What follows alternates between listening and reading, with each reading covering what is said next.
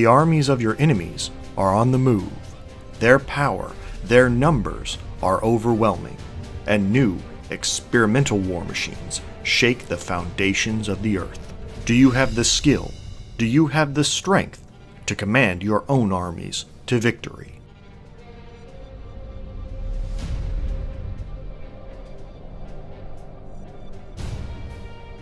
Supreme Commander 2 is a large-scale, real-time strategy game. In it, you play a commander who is part of one of 3 different factions who are all fighting for control and dominance. As with the previous game in the series, the design of Supreme Commander is focused on increasing the scale of combat as compared with other contemporary strategy games.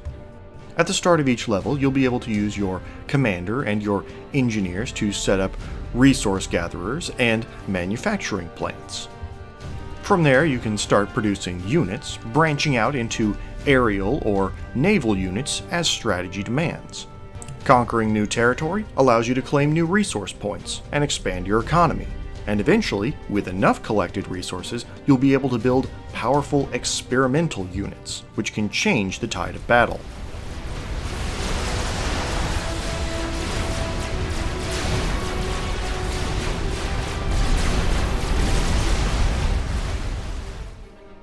Now, what makes Supreme Commander stand out amongst its contemporaries is that as a battle progresses, the scale and overall destructive power of combat only increases. Economies will become stronger and more robust. Groups of units will become larger and more versatile.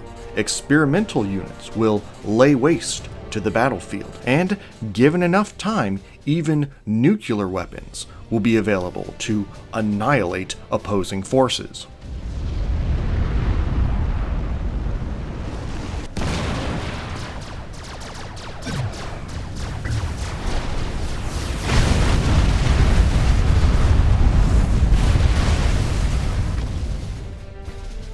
This is ultimately a game series where the logistics of a real-time strategy game are getting pushed to their mechanical limits.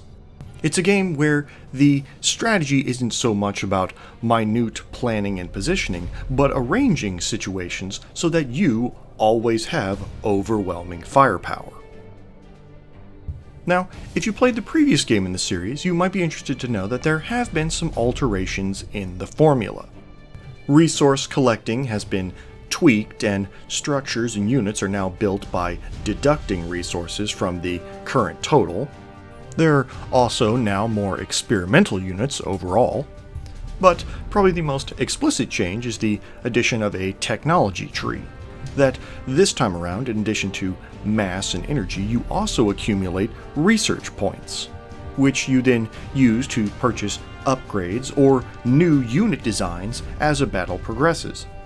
Now, theoretically, this technology tree adds some balance to the game, as high-level experimental weapons at the end of the tree have to be researched over time. Although in practice, there's nothing stopping you from rushing nuclear weapons and just blowing your opponents up. Now, the good thing about Supreme Commander 2 is that it does deliver on its potential. This is a game where you'll be able to fight on massive maps with huge armies and cause untold devastation with your super weapons. Unfortunately, the downside of that is that traditional strategy gameplay doesn't really scale to that level. That things like army composition, or unit balance, or tactical positioning don't really matter that much when you have so many troops at your command. And like the previous game, if you're capable of fielding an experimental unit before your opponents, well, that's an advantage that few enemies can stand against.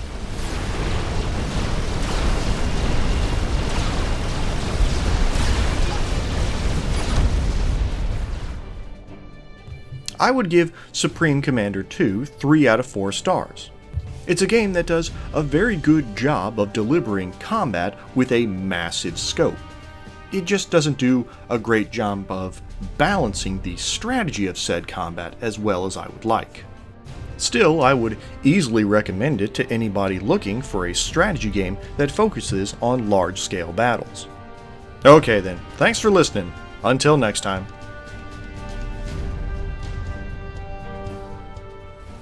Why, look there! What's that in the sky? Is it a bird? Is it a plane?